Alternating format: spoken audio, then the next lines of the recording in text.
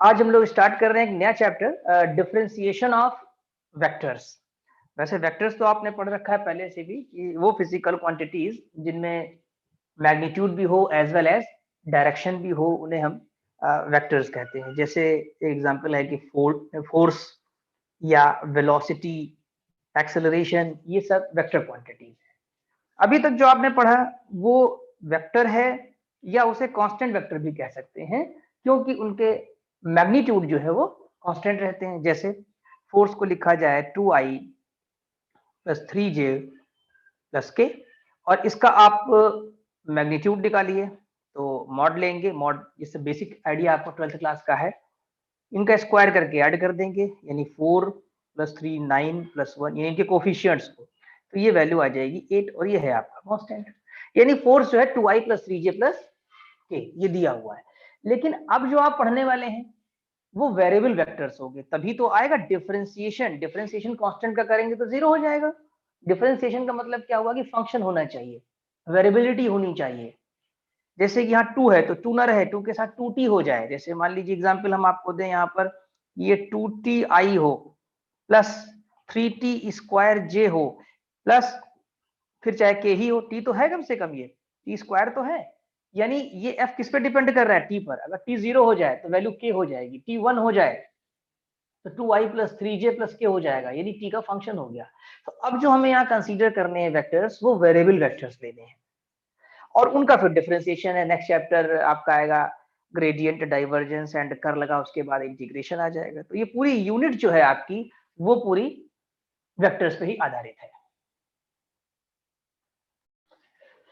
एक चीज यह मिस्टेक हो गई है, ये 3 का स्क्वायर करना होगा, वो 9 हो जाएगा एक्चुअली में। तो ये 8 ना करके 14 आएगा, क्योंकि आपने बेसिकली जो मैग्नीट्यूड पढ़ रखा है, मॉड ऑफ ए अगर वेक्टर होगा तो उसका फार्मूला होता है a1 square plus a2 square plus a3 square.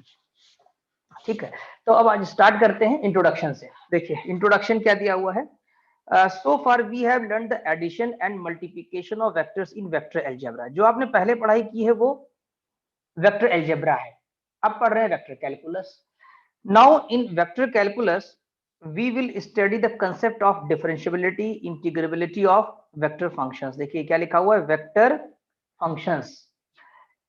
We will note that definitions of these concepts are analogous to those in the ordinary scalar calculus। उसे स्केलर कैलकुलस कहते हैं। Analogous मतलब होता है समव्यवहारिक, एक जैसा होना। जैसे कि जो रूल्स वहां लगते थे डिफरेंशिएशन के स्केलर कैलकुलस में, dy बाई dx पढ़ा आपने, d2y बाई dx2 पढ़ा, वही सब यहाँ पर भी कंसेप्ट लगेंगे। And therefore their properties are also analogous. उनकी जितने भी गुण हैं, जितनी प्रॉपर्टीज हैं, वो एक ही जैसी है कैलकुलस की। केवल बस वहां स्केलर फंक्शन लेते थे, यहाँ पर हम लोग जो कंसीडर करेंगे वो वेक्टर फंक्शन कंसीडर करेंगे। तो देखा जाए तो यहाँ पर दो ब्रांच हैं मैथमेटिक्स की, एक है कैलकुलस और एक है वेक्टर एल्जेब्रा। तो वेक्टर जो आप वेक्टर एल्जेब्रा जो पढ़ करके आए हैं, जितने भी रूल्स उसके पढ़ के आए हैं, ए डॉट बी की वैल्यू क्या होती है, ए क्रॉस बी की क्या होती है बेसिकली, तो वो हम ये मान लेते हैं कि आपको पूरा प्रीवियस नॉलेज है, और उस आधार पे आगे चलते हैं। तो देखिए क्वेश्चन नंबर 1 क्या है, define vector function. Vector function क्या होता है? तो अभी हमने आपको बताया कि एक वेरिएबल वेक्टर जो होता है, जो डिपेंड करे, उसी को हम वेक्टर फंक्शन कहेंगे। देखिए if a variable vector a depends on a scalar variable और parameter t in such a way that t varies continuously in some interval cd, then a यानी वेक्टर a जो है आपका also varies, then a is called vector function of the scalar t defined in the interval cd, and we write a is the function of t. The vector function a also can be expressed in components form as a equal to a1 ti a2 tj plus a3 tk। जैसे अभी हमने आपको एक force का example दिया था, तो अगर देखें तो ये इसका f1t हो जाएगा, यहाँ पर f1t कह सकते हैं। f1t कितना हो जाएगा आपका, 2t हो जाएगा। अगर इसका f2t देखें, सेकंड कंपोनेंट j वाला यानी कि कोफिशिएंट, तो 3t स्क्वायर हो जाएगा। अगर इसका f3t देखें तो वो वैल्यू 1 हो जाएगी। कोई जरूरी नहीं है कि i और j और के तीनों के ही कोफिशिएंट फंक्शन ऑफ t हो, किसी एक का भी हो गया तो यानी कि वेरिएबिलिटी आ गई, वेरिएबल हो गया आपका। तो ये जो a1t a2t a3t लिखा है, इन्हें कंपोनेंट फंक्शन या स्केलर भी कहते हैं। Where a1 a2 a3 are scalar functions of t, क्योंकि i लग जाने से a कंप्लीट वेक्टर है लेकिन a1t जो है वेक्टर नहीं है, a1t स्केलर है, scalar function of t। As t varies the point p whose Cartesian coordinates are a1 a2 a3 describes a curve। a1 a2 a3 इसके कोऑर्डिनेट है। अब यहाँ पर हम आपको एक जनरल वेक्टर बताते हैं, जैसे यहाँ a1 a2 a3 लिखा है, उसकी जगह हम लोग जो है x y z ले लेंगे, राइट। जैसे कि आप ये देखिए हमने बनाया फिगर, नोट्स में बने नहीं है, आप वहां पर भी आप इसको बना लीजिएगा। और ये x एक्सिस y एक्सिस और z एक्सिस लिया, एक हमने स्पेस कर्व ले लिया इस तरीके से, स्पेस में है ये। और ये अगर आप देखें p पॉइंट लिया हुआ है और इसके कोऑर्डिनेट x y z लिया और ये r लिया, चाहे तो इसको आप 3D में देख भी सकते हैं इस तरीके से, ये ऐसे आ जाएगा और ये ऐसे इस तरीके से, ठीक। यहाँ पर आप m कह सकते हैं कि m is the foot perpendicular of the point p on xy plane. अगर xy प्लेन पे देखें तो इसका हो जाएगा xy, 0 कोऑर्डिनेट आ जाएगा आपका, ये कर्व है आपका स्पेस में। तो यहाँ इसके बारे में लिखा गया है कि वेक्टर r को हम कैसे एक्सप्रेस कर सकते हैं। एक कर्व अलोंग ऑलवेज होना चाहिए, यहाँ पर a curve always can be represented by expressing the position vector r of any point p x y z on it as a function of some scalar variable। कोई scalar variable होगा यहाँ पर, क्योंकि जब देखिए पॉइंट p अभी एक position पे है, इसी कर्व में ये यहाँ q पे भी हो सकता है, इसी पोजीशन पे यहाँ r पे भी जा सकता है, यानी मूव कर सकता है, मूविंग होगा। तो जब ये p पॉइंट इस कर्व पे मूव करेगा तो क्लियर है कि r भी मूव करेगा, यानी कि r की वैल्यू भी चेंज होती रहेगी, OP कुछ और होगा, OQ कुछ और होगा, OR कुछ और हो जाएगा, आपका चेंज होता रहेगा। इसे हम कहते हैं कि पैरामीटर पे डिपेंड कर रहा है, और जनरली वो पैरामीटर टाइम ले लेते हैं आप, क्योंकि टाइम हमेशा वेरी करता रहता है। As a function of some scalar variable generally known as parameter t, thus if a vector r is expressed in component form then r equal to xi plus yj plus zk। ये किसको represent कर रहा है, space curve की equation कह सकते हैं, r equal to xi plus yj plus zk, where x y z are functions of t। यानी x जो है वो किसका फंक्शन है, अगर देखा जाए तो x फंक्शन होगा आपका t का, y भी फंक्शन होगा t का, और z भी फंक्शन होगा आपका t का। यानी ओवरऑल जो r आपका बनेगा r भी फंक्शन हो जाएगा t का, क्योंकि x y z जो उसके कंपोनेंट्स हैं वो सब फंक्शन है t के। अब यहाँ पर एग्जांपल भी दिया हुआ है, जनरली आप जानते हैं सर्किल की इक्वेशन, पैराबोला की इक्वेशन क्या होती है। देखिए for example the vector equation of circle, अब सर्किल की पैरामीट्रिक इक्वेशन होती है x equal to a cos t, y equal to a sin t, सबने पढ़ा है सर्किल की इक्वेशन। सर्किल का मतलब यहाँ पर उस सर्किल से होता है जिसका सेंटर 0 0 हो और रेडियस a हो। अगर हम इसको कार्टेशियन फॉर्म में लिखेंगे तो x square plus y square equal to a square हो जाएगा, और पैरामीट्रिक में लिखेंगे तो x equal to a cos t, y equal to a sin t हो जाएगा। अब इसे अगर वेक्टर फॉर्म में लिखेंगे तो जो भी आपने यहाँ पढ़ा r equal to xi plus yj plus zk, तो एक्स वाई की वैल्यू सब्स्टिट्यूट कर देंगे तो r इक्वल टू कितना हो जाएगा, x की वैल्यू है a cos t, y की वैल्यू कितनी है a sin t j। तो ये आपकी वेक्टर इक्वेशन ऑफ सर्किल है, वेक्टर इक्वेशन ऑफ सर्किल। अब इसमें जड़ नहीं है क्योंकि सर्किल जो है आपका वो प्लेन कर्व है, स्पेस कर्व नहीं है, प्लेन कर्व आ रहा है, तो इसलिए इसमें जड़ नहीं है या जड़ 0 है, इसलिए दिखाई नहीं दे रहा। प्लेन कर्व में केवल x और y होगा। द वेक्टर इक्वेशन, ये इक्वेशन है। द इक्वेशन ऑफ पैराबोला, वैसे पैराबोला आप जानते हैं y square equal to 4x लिखते हैं हम लोग, या x square is equal to 4ay, depend कर रहा है किस डायरेक्शन का आपने लिया है। तो उसकी जो पैरामीट्रिक इक्वेशन कंसीडर की जाती है वो x इक्वल टू 80 स्क्वायर और y इक्वल टू 280।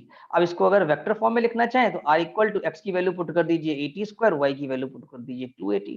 तो ये किसकी equation, this is the vector equation of parabola, where a is constant, ये हमारा यहाँ पर कांस्टेंट है इस वाले पैराबोला की इक्वेशन में, and t is scalar parameter, t हमारा स्केलर पैरामीटर है, वही हमारा पैराबोला को ट्रेस करेगा। तो आई थिंक ये समझ में आ गया होगा कि स्पेस कर्व क्या है, प्लेन कर्व क्या है, और उसकी वेक्टर इक्वेशन को हम लोग कैसे रिप्रेजेंट करेंगे। अब हम लोग डिस्कस करेंगे क्वेश्चन नंबर 2। क्वेश्चन नंबर 2 में है कि आपको डिफरेंशियल कोएफिशिएंट बताना है। Define differential coefficient of vector r। Differential coefficient, जैसे कि उसमें dy बाई dx निकालते हैं, तो जब यहाँ पर आपका r चेंज हो रहा है इस प्रॉब्लम में, देखिए जब हमने कहा कि ये p पर है, थोड़ी देर बाद आपका q पर आ जाएगा, तो जब q पर आएगा तो r की वैल्यू चेंज हो जाएगी, तो जब चेंज हो जाएगी तो उसकी रेट ऑफ चेंज क्या है, वही डिफरेंशियल कोफिशिएंट होता है कि what is the rate of change. तो यहाँ पर हम इस तरीके से फिगर बना रहे हैं आपका, ये मान लीजिए कि इस पोजीशन पे है पहले P पॉइंट पर, जिसका पोजीशन वेक्टर आपका R है, ये O और ये A, और इसी तरह आप आफ्टर डेल्टा टी टाइम, कितना टाइम लिया, डेल्टा टी टाइम में पार्टिकल हमारा मूव करते करते Q पर आ गया यहाँ पर, और ये डिस्टेंस बढ़कर हो गई R प्लस डेल्टा, जो नेबरहुड होता है, वेरी क्लोज होता है वो, लेकिन हम इस तरीके से बना लेते हैं कि आपको विजुअलाइज हो। अब आप इसको मिला दीजिए इस तरीके से, तो जो ये डिस्टेंस आपकी आ रही है वो आपकी डेल्टा आर हो जाएगी, राइट। तो अब डेल्टा टी टाइम में कितना डिस्प्लेसमेंट हुआ, डेल्टा आर हुआ, वही आपका डिफरेंशियल कोफिशिएंट प्रोवाइड कर देगा। तो derivative of vector, let r t be a vector, यानी कि आर जो है वो फंक्शन ऑफ टी है बेसिकली, यहाँ पर आर टी लिखने का मतलब ये है, vector function of scalar variability where the magnitude and directions of RT continuously changes as T changes, इसका मैग्नीट्यूड और डायरेक्शन चेंज हो रहा है, वैल्यू भी चेंज हो रही है उसकी। देन डेल्टा आर, तो क्या हो जाएगा, PQ, PQ का मतलब हुआ OQ minus OP, that is R plus delta R minus R, इसको R कर दीजिए उससे, तो कितना बचा आपके पास, डेल्टा R ही आ जाएगा, where delta R is the increment in the vector of, in the value of RT corresponding to change in the delta T in time T, या T कह सकते हैं केवल। then limit delta T tends to 0 PQ upon, actually अगर देखें तो हम यहाँ ये लिख सकते थे कि डेल्टा T tends to 0, जो आपका डिस्प्लेसमेंट हुआ है PQ अपॉन डेल्टा T, और PQ की वैल्यू आपने निकाला R plus delta R minus R, that is delta R by delta T, limit delta T tends to 0, इसको आप क्या लिख सकते हैं, dr बाई dt। तो dr by dt is defined as differential coefficient of r with respect to scalar variable t, और इसको sometimes हम लोग r डॉट भी लिख सकते हैं, r वेक्टर के ऊपर डॉट लगा देते हैं, डॉट का मतलब होता है differentiation with respect to t, and dr by dt is also vector, बिल्कुल सही, क्यों, r वेक्टर है, जब उसका डिफरेंशिएशन करेंगे तो वो क्वांटिटी भी आपकी वेक्टर ही रहेगी, क्योंकि ij के तो अवेलेबल ही रहेंगे उसमें vector, since difference of two vectors is also vector quantity, difference नहीं होगा यहाँ, डिफरेंशिएशन हो जाएगा, वैसे भी डिफरेंस भी होता है और एडिशन भी होता है वेक्टर, लेकिन यहाँ पर होना चाहिए कि since differentiation of, difference of two vector is also, अच्छा इन्होंने डिफरेंस यहाँ इसलिए लिया है कि डेल्टा आर यहाँ पर वेक्टर है, difference of the two vectors का मतलब है ओपी और ओक्यू, OQ भी एक वेक्टर है, OP भी एक वेक्टर है, इसलिए डेल्टा आर भी एक वेक्टर हो जाएगा और उसका डिफरेंशिएशन भी हो जाएगा, तो ठीक है लाइन, इस difference of two vector is also a vector. अब आते हैं हम लोग कुछ रिजल्ट्स पे, सम इंपॉर्टेंट रिजल्ट जो कि आपको याद रखना पड़ेगा, उसी से आगे के न्यूमेरिकल डायरेक्ट लगा सकते हैं। इनके प्रूफ हमने अपने नोट्स में नहीं दिया हुआ है, क्योंकि जनरली एग्जाम्स में प्रूफ नहीं आते हैं इनके, इन पर प्रॉब्लम्स आती हैं, तो कई एग्जाम्पल हमने दिए हैं, लगभग 9 एग्जाम्पल है नोट्स में इस चैप्टर में, और 10 क्वेश्चंस हैं एक्सरसाइज में, और इसके अलावा ये जितने छोटे छोटे रिजल्ट्स हैं वो दिए हैं। तो देखिए इसमें इंपॉर्टेंट रिजल्ट में, if u v w are differentiable function, differentiable vector function of variable t, यानी ये वेक्टर फंक्शन है u v w, फाई कैसा है, phi is a scalar function of variable t, phi scalar है आपका, we obtain following results very useful for vector calculus, students are advised to remember, इन्हें आप याद कर लीजिएगा। देखिए कौन कौन से हैं, अगर कांस्टेंट का डिफरेंशिएशन करेंगे तो 0 आ जाएगा, अगर DDT of u plus v किया जाएगा, तो जैसे स्केलर कैलकुलस में पढ़ करके आए हैं आप, अलग अलग कर देते हैं, तो DDT ऑफ u और DDT ऑफ v कर दिया जाएगा। इसी तरह अगर dr अपॉन dt है, तो आप इसका रिस्पेक्ट भी चेंज कर सकते हैं, dr बाई ds लिख लिया और ds बाई dt कर दिया, where r is the function of s and s is the function of t, तो dr by ds, ds by dt।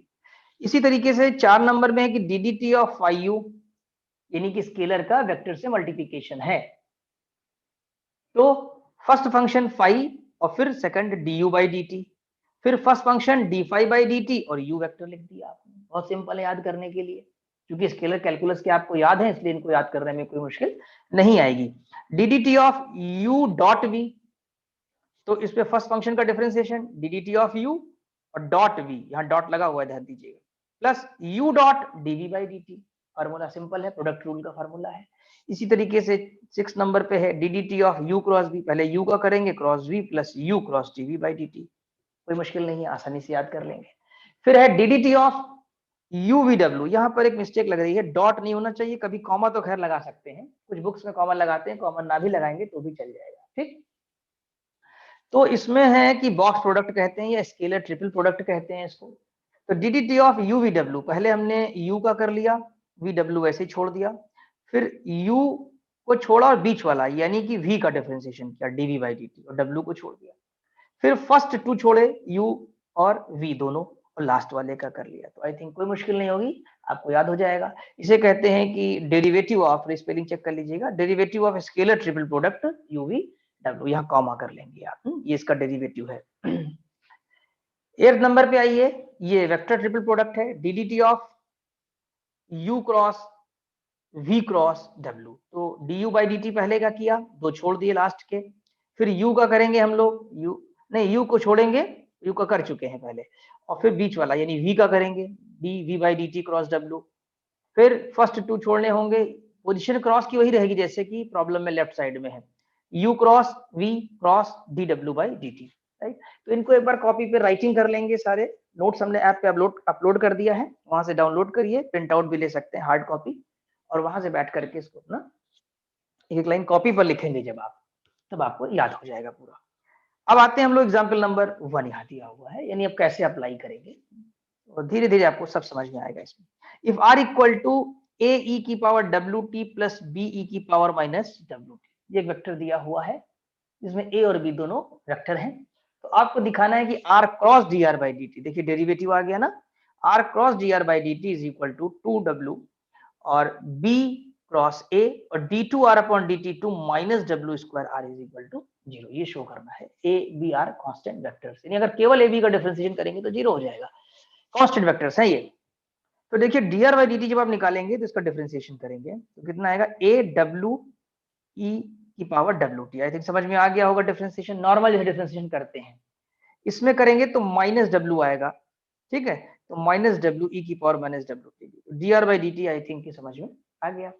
अब लिखा r cross d r by d t, तो r आपका जो दिया है उसकी वैल्यू पुट कर दीजिए, ए ई की power W T plus b की पावर माइनस डब्ल्यू टी, और d r by d t की वैल्यू जो है यहाँ रख दिया, जो भी आपने निकाली थी, ए डब्ल्यू की power W T minus B W ई की पावर माइनस डब्ल्यू टी। अब ये डिटर्मिनेंट फॉर्म से नहीं करना है, डिटर्मिनेंट फॉर्म तब लगाते हैं जब वेक्टर कंपोनेंट फॉर्म में दिया हो। कंपोनेंट फॉर्म क्या होता है, जैसे मान लीजिए दिया होता आपका 2i plus 3j plus 4k, तो इसमें ब्रेक है, कंपोनेंट है, 2 है 3 है 4 है, लेकिन ये कंप्लीट वेक्टर है, यानी इसमें कंपोनेंट फॉर्म में नहीं दिख रहा है, तो इसमें डायरेक्टली क्रॉस प्रोडक्ट को इंपोज करना पड़ता है। इंपोज माने पहला टर्म इसका लीजिए और पहला इसका लीजिए, इन दोनों को क्रॉस मल्टीप्लाई करिए, तो जो स्केलर है e की पावर डब्ल्यू टी और e की पावर डब्ल्यू टी, ये तो आपस में सिंपल मल्टीप्लाई होंगे, ये डॉट और क्रॉस का कोई रोल नहीं रहेगा, नॉर्मल मल्टीप्लिकेशन। क्रॉस यहाँ जो लगेगा वो a और a के बीच में लगेगा, अगर आप ध्यान दें तो यहाँ पर a, ये जो a दिख रहा है आपको और इसका जो a दिख रहा है वो आपस में क्रॉस प्रोडक्ट अप्लाई करेंगे, तो a क्रॉस a जब करेंगे तो 0 हो जाएगा, इसलिए पहला टर्म यहाँ लिखा नहीं गया है आपका, ठीक है। फर्स्ट का जब फर्स्ट से होगा क्रॉस प्रोडक्ट 0 आ जाएगा। हाँ, जब फर्स्ट का सेकंड से होगा तो माइनस डब्ल्यू और ई की पावर माइनस डब्ल्यू टी और इसका डब्ल्यू टी, पहले वाले का डब्ल्यू टी, तो डब्ल्यू टी तो आपका 1 हो जाएगा क्योंकि ई की पावर डब्ल्यू टी और इधर ई की पावर माइनस डब्ल्यू टी है। क्या बचेगा आपके पास, इधर से माइनस साइन आएगा और डब्ल्यू, तो माइनस डब्ल्यू आ जाएगा। फर्स्ट टर्म का ए है और सेकंड में वेक्टर बी है, तो ए क्रॉस बी, तो ए क्रॉस बी आ गया, क्लियर। 4 टर्म आएंगे, 2 0 हो जाएंगे। अब देखिए दूसरा कैसे 0 होने वाला है, तीसरा यानी कि बी, ये वेक्टर बी ई की पावर माइनस डब्ल्यू टी जब फर्स्ट से मल्टीप्लाई होगा तो एग्जिस्ट करेगा, कैसे, डब्ल्यू और ये आ जाएगा आपके पास, और ई की पावर माइनस डब्ल्यू टी और ई की पावर आपका जो ये डब्ल्यू टी दिख रहा है दूसरे वाले में, ठीक, ये 1 हो जाएंगे, और इसका बी और इसका ए मिल करके बना देंगे बी क्रॉस ए, ठीक। और इधर आपका जो सेकंड वाला, सेकंड से जब मल्टीप्लाई होगा तो बी क्रॉस बी बन जाएगा, बी क्रॉस बी भी क्या होता है, 0, देखिए यहाँ लिखा भी है आपके लिए, ठीक, बी क्रॉस बी 0, यानी फोर्थ वाला टर्म भी आपका 0 आने वाला है। फर्स्ट और फोर्थ 0 हो जाएंगे, सेकंड और थर्ड जो मल्टीप्लाई होगा क्रॉस मल्टीप्लीकेशन डिस्ट्रीब्यूट करेंगे जब उसको तो वैल्यू आएगी। अब ये माइनस डब्ल्यू है और ये ए क्रॉस बी, एक फार्मूला आपने पढ़ा होगा कि A cross B equal to minus B cross A 12th class में। तो आप इसको लिख दीजिए माइनस, ये लगा हुआ है तो that can be written b cross a, और जब बी क्रॉस ए लिख देंगे तो डब्ल्यू बी क्रॉस ए ये भी हो जाएगा, डब्ल्यू बी क्रॉस ए भी होगा, मिलकर के 2 टाइम्स ऑफ डब्ल्यू बी क्रॉस ए हो जाएगा। तो आई थिंक समझ में आ गया होगा, यही आपको प्रूफ करना था कि 2 टाइम्स ऑफ डब्ल्यू बी क्रॉस ए। अब सेकंड डेरिवेटिव निकालना है आपको। तो देखिए जो फर्स्ट का निकाल चुके हैं इसी का दोबारा डिफरेंशिएट करिए, यहाँ लिखा भी है D r by d T लिखा है, वैसे तो आप इसको कह दिए, हमने डिफरेंशिएट कर लिया या यहाँ से कर लिया। तो D two R upon D T two कितना हो जाएगा, ए डब्ल्यू स्क्वायर की power W T plus B W square की पावर डब्ल्यू टी। अब इसे कॉमन ले लीजिए, कॉमन आ रहा है डब्ल्यू स्क्वायर, कॉमन ले लिया तो ये आ गया अंदर, और ये क्या है, ये गिवन आर है आपका, तो ये हो गया W square R, that is D two R upon D T two minus W square R is equal to 0। तो आई थिंक समझ में आ गया होगा, कोई मुश्किल नहीं है यहाँ पर आपको। अब हम लोग डिस्कस करेंगे एग्जाम्पल 2।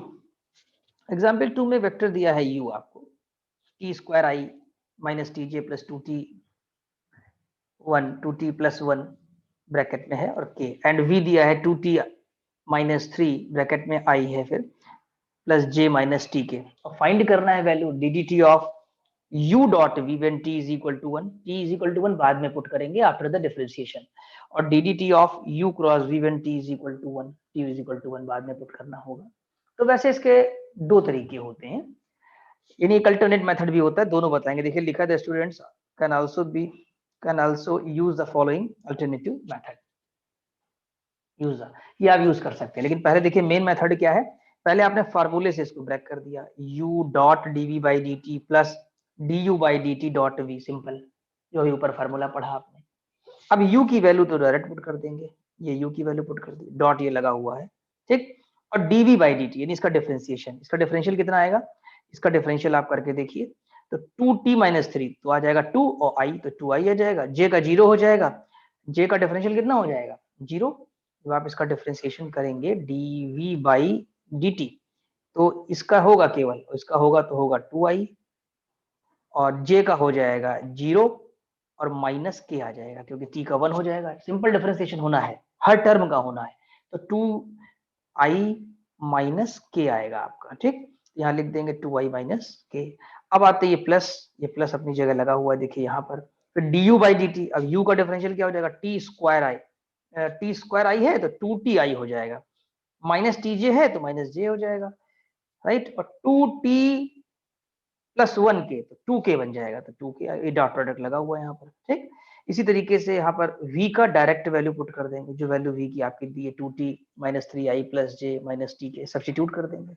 आई थिंक पूरा समझ में आ गया, और डॉट प्रोडक्ट लेना कोई मुश्किल नहीं है, आप लोगों को डॉट प्रोडक्ट का एक फार्मूला याद होगा, a डॉट b क्या होता है a1 b1 plus a2 b2 plus a3 b3, i के कोफिशिएंट j के कोफिशिएंट और k के कोफिशिएंट्स का मल्टीप्लाई होता है, क्यों, क्योंकि i dot i j dot j और k डॉट k की वैल्यू 1 होती है, तो i dot j dot k और k डॉट i की वैल्यू 0 हो जाएगी, इस वजह से i के j के और k के डॉट प्रोडक्ट लेंगे। 12th क्लास का है, 12th क्लास की वेक्टर अलजेब्रा आप रिवीजन कर लेंगे तो आपको सहूलियत रहेगी, आसानी से कर पाएंगे। जब मल्टीप्लाई करेंगे तो इतना बड़ा एक्सप्रेशन आ जाएगा, ठीक, मल्टीप्लाई कर लीजिएगा, फिर मल्टीप्लाई करेंगे तो ये आएगा 6t square minus 10t minus 2, t is equal to 1 put कर देंगे आप, तो ये हो जाएगा जाके आपका, अगर नंबर सिस्टम से देखेंगे तो यहाँ हो जाएगा 6 माइनस 10 माइनस 2 यानी 6 माइनस 12, आपकी वैल्यू आ जाएगी -6, और -6 आपका आंसर आ गया है। तो एक तरीका तो ये हुआ कि फार्मूले के हिसाब से आपने ओपन कर दिया। दूसरा ये है अल्टरनेटिव मेथड जो बताने जा रहे हैं कि u डॉट v आप पहले ले लीजिए, बाद में डिफरेंशिएशन करिए, वेक्टर अलजेब्रा पहले लगा दीजिए आप, जैसे यहाँ किया गया है। Alternative solution u dot v पहले निकाल लिया बिना डिफरेंशिएशन के, ये आ गया 2t square minus 5t square minus 2। अब इसको सिंपली डिफरेंशिएट कर दिए दोनों तरफ, तो लेफ्ट में हो जाएगा ddT of u dot v और राइट में डिफरेंशिएशन आ जाएगा, जब 1 पुट करोगे -6 आ जाएगा। तो ये ज्यादा आसान है, मुझे लगता है अगर आपको लगाना हो तो ये ज्यादा आसान है। उसी तरीके से सेकंड पार्ट में है ddT of u cross v, तो फार्मूले के मुताबिक करेंगे तो du by dt cross v plus u cross dv by dt। अब आप पहले यहाँ पर डेरिवेटिव रखिए du बाई dt, फिर क्रॉस करके v की वैल्यू रखिए, u की वैल्यू पुट करिए और derivative of dv by dt substitute कर दीजिए। ठीक, उसके बाद यहाँ कैलकुलेशन शो नहीं किया गया है, नहीं तो ये जो क्रॉस लगा है जब इसको आप ओपन करेंगे तो a क्रॉस b का एक फार्मूला होता है वो लगाना पड़ेगा, काफी वर्किंग हो जाएगा ये आपके लिए।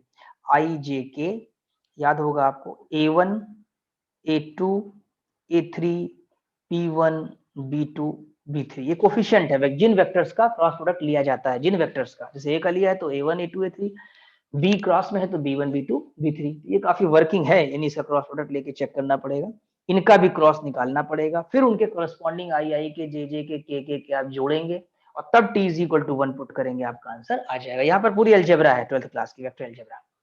ठीक, लगा लेंगे। या इसका एक तरीका और अल्टरनेटिव सोल्यूशन, वो अल्टरनेट सोल्यूशन क्या दिया हमने कि u क्रॉस भी आप पहले निकाल लीजिए। कैसे? वही आई जे के लिखा जैसा भी हमने आपको बताया आई जे के, और u के जो आई जे के कोफिशिएंट हैं they will be as a1 a2 a3, तो u आपका जो दिया गया है उसके हिसाब से टी स्क्वायर हो जाएगा, ध्यान दिया जाए टी स्क्वायर और माइनस टी और 2t+1, तो T square minus T 2t+1। इसी तरीके से v के कोफिशिएंट लिख लिया आपने लास्ट वाली रो में, आईजेके के जो उसके कोफिशिएंट्स होंगे वो यानी b1 b2 b3 की तरह रोल प्ले करेगा वो, और ये आपका निकल आएगा। ये 12th क्लास की अलजेब्रा है, वेक्टर अलजेब्रा है, और उसको सिंपली डिफरेंशिएट कर दीजिए आप जैसे करते हैं और बाद में t is equal to 1 put कर दीजिए तो आपका आंसर सेम आएगा। आई थिंक अल्टरनेटिव सोल्यूशन ज्यादा आसान है, इससे आप कर सकते हैं और सीखना आपको वो भी पड़ेगा कि कुछ प्रॉब्लम्स में हो सकता है कि केवल वही लगाना ही पड़ेगा। अब हम लोग डिस्कस करेंगे एग्जाम्पल नंबर 3। एग्जाम्पल नंबर 3 में देखिए आप सेकंड डेरिवेटिव है d2 upon ddT2 of a dA by dt d2a upon dt2, यानी a की वैल्यू कोई दी नहीं है इन्होंने, कोई वेक्टर है लेकिन हाँ ये डिफरेंशिएबल है, अगर डिफरेंशिएबल ना होता तो dA बाई dt जीरो हो जाता आपका, ये कोई वेरिएबल वेक्टर है विच इज डिफरेंशिएबल वेक्टर। ठीक है, तो अब इसको दो बार करने के बजाय पहले हम एक बार करेंगे, यानी इसका हम ddT of a dA by dt d2a upon dt2 निकालें, है बॉक्स प्रोडक्ट ही आपका, लेकिन पहले एक बार निकालेंगे फिर हम दोबारा निकालेंगे। तो जब पहले निकालेंगे तो पहले का पहला करना पड़ेगा, देखो यहाँ पर आया dA बाई dt, और ये दोनों हम ऐसे ही कॉपी कर देंगे, तो हमने कॉपी कर दिया यहाँ पर। ठीक, एज पर योर फार्मूला, अभी फार्मूला हमने आपको यहाँ पर बताया था, अगर आप ध्यान दें 7 नंबर का फार्मूला लगा रहे हैं इसके अंदर हम लोग। ठीक, 7 नंबर के फार्मूले से इसको किया जाएगा। तो अब अगर हम यहाँ देखें तो अब हमें ये जो ऑपरेटर है वो बीच वाले में लगाना पड़ेगा, तो a रहेगा अपनी जगह, बीच वाला जो होगा ये टर्म आपका वेक्टर जो होगा dA बाई dt वो बन जाएगा d2a अपॉन dt2, और लास्ट वाला अपनी जगह रहेगा। क्लियर? अब आते हैं थर्ड वाले में, तो फर्स्ट टू अपनी जगह रहेंगे, देखिए फर्स्ट टू अपनी जगह है a और dA बाई dt, और जो थर्ड वाला होगा उसका डिफरेंशियल हो जाएगा d3। अभी आप देख रहे हैं d2 है तो ये थर्ड हो जाएगा क्योंकि ऑपरेटर इंपोज हो जाएगा dt। तो तीनों टर्म आपको समझ में आ गए होंगे, 1 बाई 1 डिफरेंशिएट किया गया है। अब उसके बाद इन तीनों में दो तो हो जाएंगे जीरो, कौन से जीरो हो जाएंगे ये देखिए ध्यान से आप, देखिए पहला जीरो क्यों, क्योंकि इसके दो वेक्टर आइडेंटिकल हैं dA बाई dt और dA बाई dt, और जब दो वेक्टर आइडेंटिकल होते हैं ए ए बी हो या ए बी बी हो या ए सी सी हो, वो जीरो हो जाती है बॉक्स प्रोडक्ट की वैल्यू। ये 12th क्लास में आपने पढ़ा हुआ है कैसे हो जाती है, क्योंकि दो रो जो है वो आइडेंटिकल हो जाती हैं।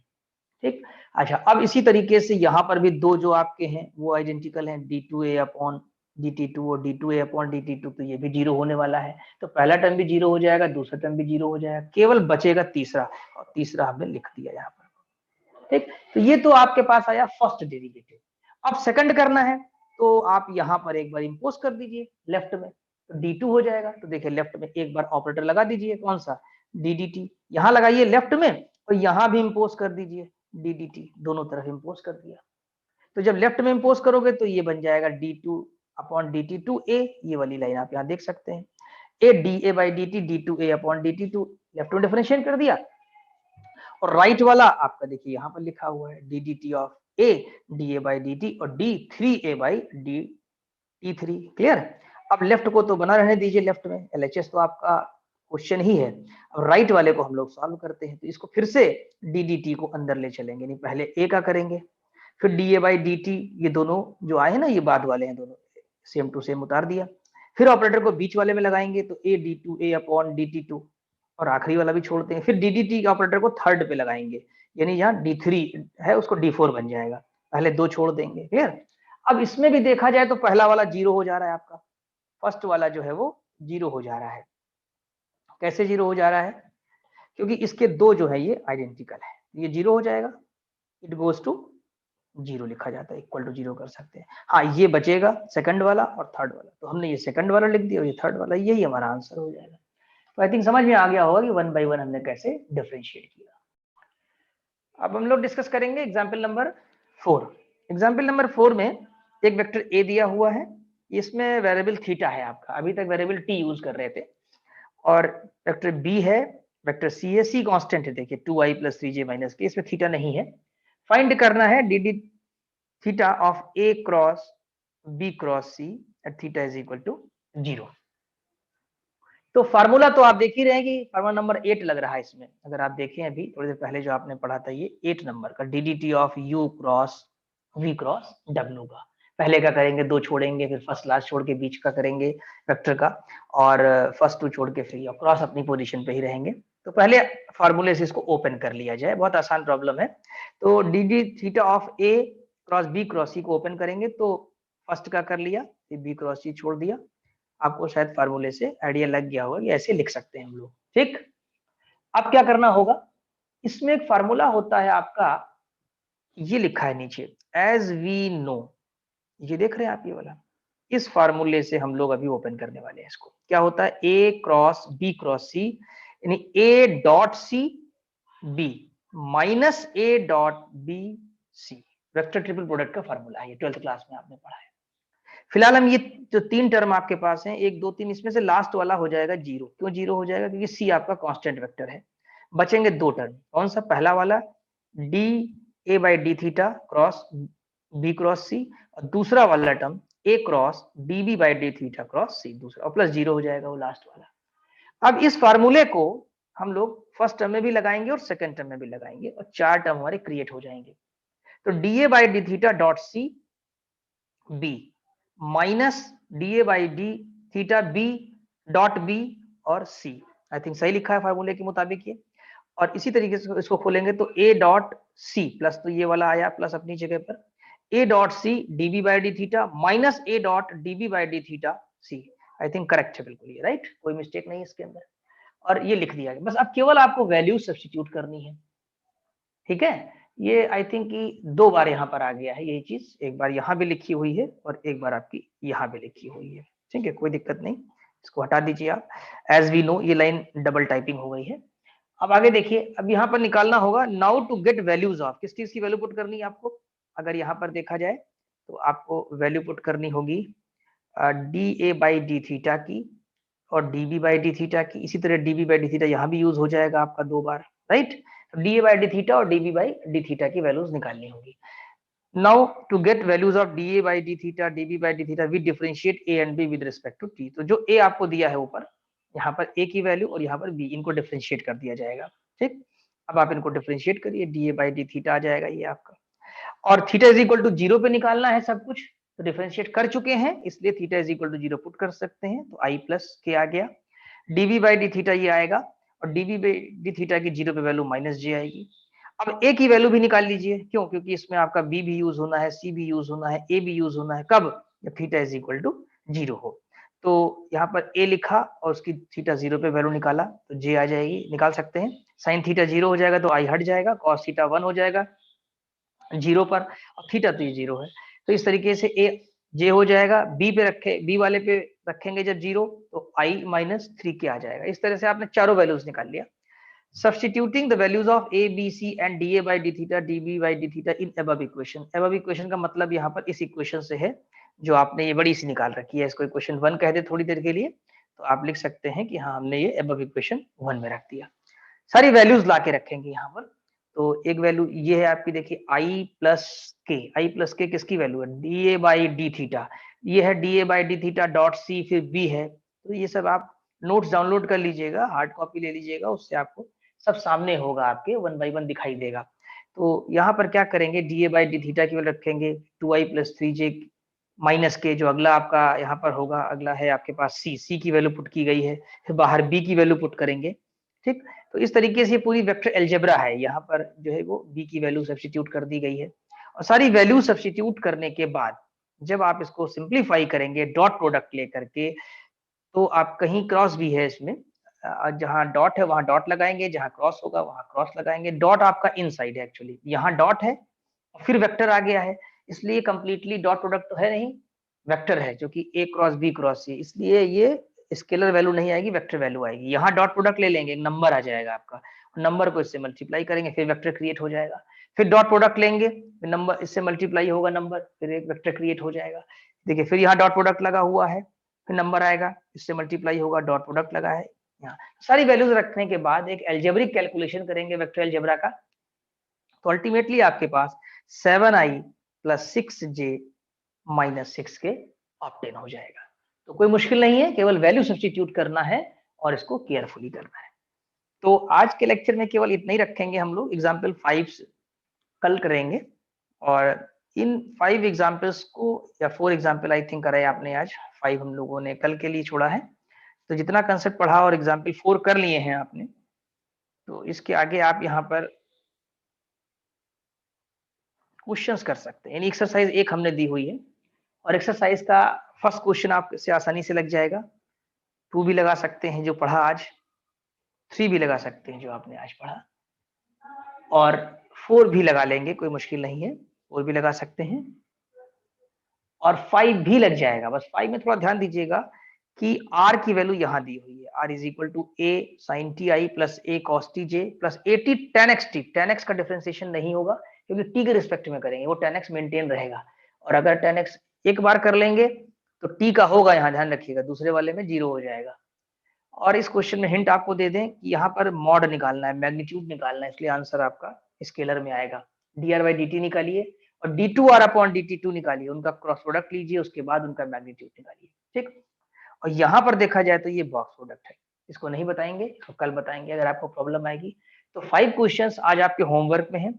कल का लेक्चर करने के बाद हम लोग जो ये आपके 10 तक के क्वेश्चन दिए हुए हैं, पूरे क्वेश्चन नंबर 10 तक, ये आपको होमवर्क कल के लेक्चर में देंगे। तो कल ये चैप्टर आपका कंप्लीट हो जाएगा। आज ही आप अपने एक्सरसाइज के ये सारे क्वेश्चंस कर लीजिए। बस आज के लेक्चर में इतना ही।